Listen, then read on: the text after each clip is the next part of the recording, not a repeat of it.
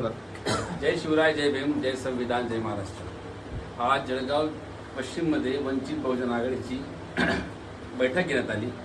उद्या संपूर्ण महाराष्ट्रामध्ये श्रद्धेय बाळासाहेब आंबेडकर यांच्या नेतृत्वात सध्या जे गॅस टंचाई चालू आहे, कृत्रिम गॅस टंचाई, की जे केंद्र सरकार म्हणते की गॅस टंचाई नाहीये, परंतु आपण ग्राउंड लेवलला जर पाहिलं तर प्रत्येक ठिकाणी लांबच लांब रांगा लागलेल्या आहेत। गॅस हंडी बुक केल्यानंतर 20 दिवस गॅस मिळत नाहीये।